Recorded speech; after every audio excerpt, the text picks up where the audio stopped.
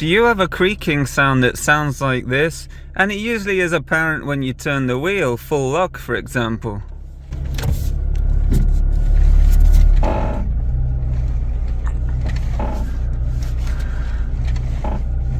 So anytime you hear a creaking, such as the one we just heard now, it usually indicates a suspension component, strut assemblies, ball joints and things like that. And I say usually because nothing is really ever certain when dealing with cars, but they are usually the usual suspects in this case. And speaking of usually, if it's more of a crunching rather than a creaking, we could suspect the CV joints, maybe a clunking, it could be a tie rod issue.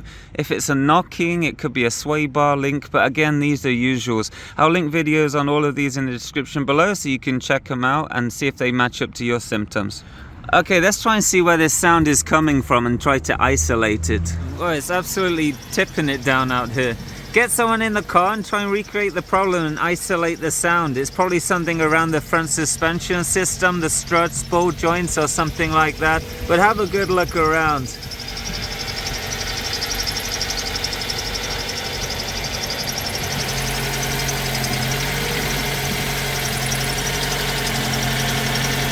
So in my case, it seems to be coming from the strut assemblies right there. There's nice little spring-loaded mechanisms. If you want to learn all about strut assemblies, I'll link a video in the description below where we look at the common symptoms of failure, signs of replacement, and everything you need to know about struts on cars.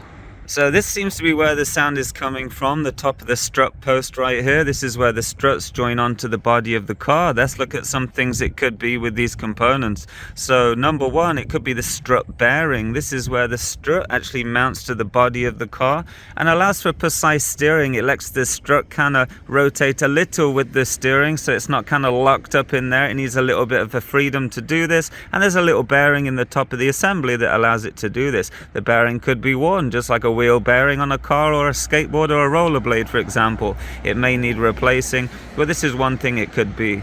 It could be a rubber bushing. The spring is loaded in the strut assembly itself and it's actually mounted in with two rubber bushings, usually one at the top and one at the bottom. And when these rubber bushings are rode away, the spring is pressing directly, usually on the metal, and this is causing this kind of creaking sound. In this case, you'll need to replace the rubber bushings in your strut assemblies. It could be a cracked or broken strut spring, which could potentially be pretty dangerous. Maybe you've done some off-roading and it's cracked or broken, so that could perfectly be a reason why it's creaking like this. Maybe it could be a worn strut. Maybe the strut has been compromised itself and it's leaking grease out, and you know the strut itself needs replacing.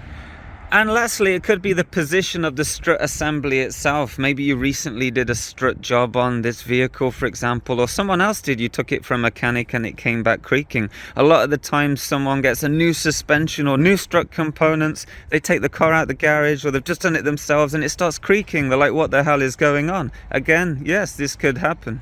So let's test some of these things now and try and isolate this problem.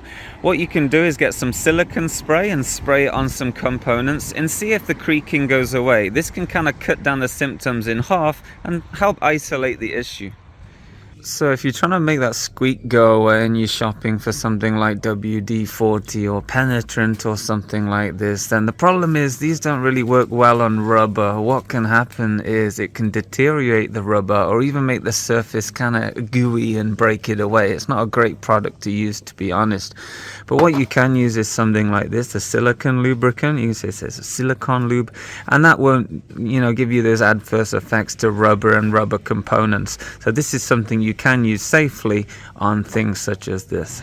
So if you think you found the culprit of the creaking in this instance, get your silicone spray in here and try and spray it on the components you think are creaking. So if you think if it's this bottom rubber insulator right here that joins the spring onto the assembly, spray it on there, see if the problem goes away.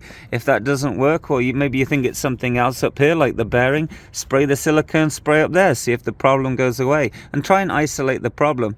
And you know what? Some suspensions just creak. You can do whatever you want under the sun, replace it with good quality parts and it just will creak. And in instances like this, you can use the silicone spray just to make those problems go away.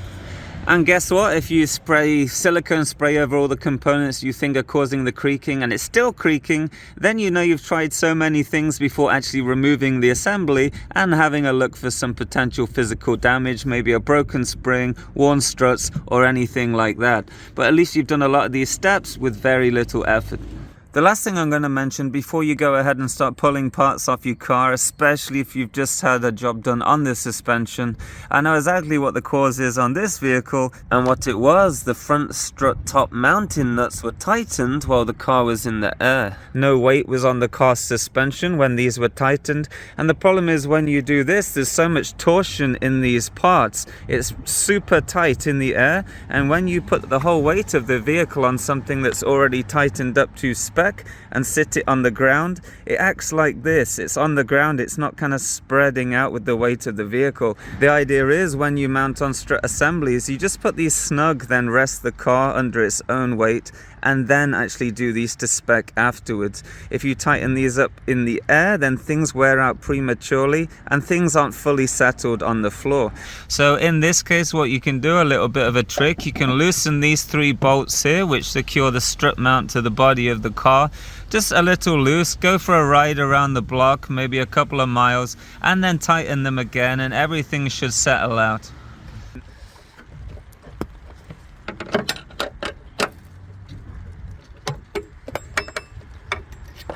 So I've undone the torque off all these strut nuts right here that mounts the strut plate to the body of the car. They're all nice and loose. I've just finger tightened them up now to let everything settle in. I might give them a tiny nip just so you know nothing drastic happens while I go on a ride around. Everything should settle in, then we'll tighten these up to spec. And exactly the same for the other side as well. Just because the other side isn't creaking doesn't mean it's not settled in properly. It's good to do both, you know, and then everything can settle in together. So I've taken it for a drive. I've gone about 3 miles.